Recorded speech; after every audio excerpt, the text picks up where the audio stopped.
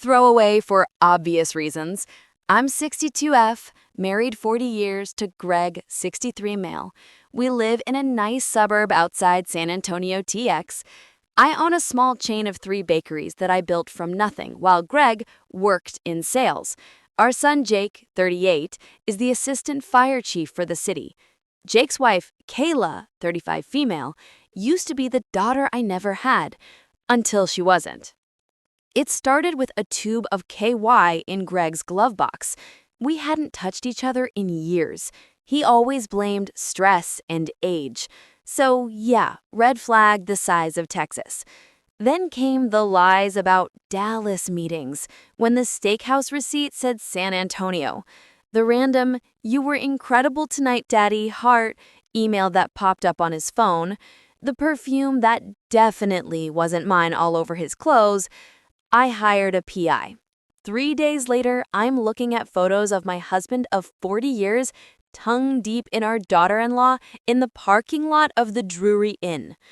Next set, them checking into said hotel. Next set, balcony makeout session with clear shots of both faces. But the real kicker? Audio of them in his truck plotting to have me declared incompetent so they could force sell my bakery chain and put the old bat in a home. Cute! I played the long game. Collected every photo, every video, every recorded conversation. Printed it all, put it in a fat manila envelope, and waited. Then one night, Greg got drunk and left his keys on the nightstand. I took them, went to the garage, found the half-used lube exactly where I knew it would be, dumped it out, and refilled the tube with Gorilla Glue. The clear, skin-bonding, industrial kind. Wiped the tip, put it back exactly how I found it. Heart pounding the whole time, but calm as a Sunday morning. Next morning, I told Greg I had a big meeting in Nashville and would be gone all day.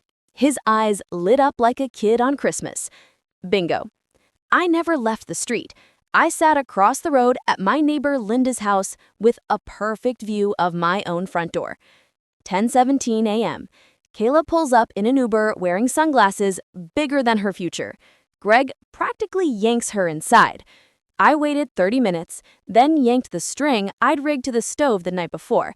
Pan of oil plus open flame equals instant thick black smoke pouring out the kitchen window like a Hollywood movie. Neighbors lost their minds. Someone called 911. Guess who rolled up in the first truck? My son, the assistant fire chief. Jake kicks in the front door, his own parents' house, with the whole crew behind him. I'm across the street listening on the baby monitor app connected to the voice recorder I hid in the headboard the night before. The screams that came through that app, chef's kiss. Kayla, "We're stuck! Greg, we're actually stuck!" Greg, shut up, pull harder!" Then Jake's voice, dead quiet. "Dad? Kayla? What the fuck?" You couldn't script it better. Firefighters found my 63-year-old husband and my son's 35-year-old wife literally glued together mid-act. They had to be wrapped in sheets, carried on backboards, and loaded into ambulances while the entire block filmed on their phones. Linda's video hit 3 million views on TikTok in 24 hours. Caption, "Texas tea served piping hot. #karma, San Antonio." At the hospital, I walked in carrying the real skin ointment and swapped it with 2 tubes of French's yellow mustard right before the nurse handed them over. Apparently, mustard on freshly superglued private parts feels like the devil himself is licking you with a flaming tongue. The screams echoed down the hallway. While they were rolling around crying, I slid the divorce papers across the table. "Sign, both of you, or every news station from here to Dallas gets the full file." They signed, same day, shaking, crying, covered in mustard. Jake filed too. Kayla got literally nothing. Texas is a community property state, but adultery plus attempted fraud tends to make judges real generous to the betrayed party. Epilogue. My bakeries are busier than ever. People drive from Austin just to buy a cupcake from the super glue lady. Jake moved back home. We run the shops together now.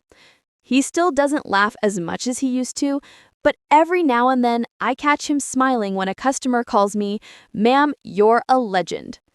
Greg and Kayla? Last I heard, they're living in a one-bedroom outside Houston. Word is the glue scars are permanent. Moral of the story? Don't mess with a Texas woman who knows her way around the kitchen. Y'all stay sweet now. Juliet, San Antonio, Cake.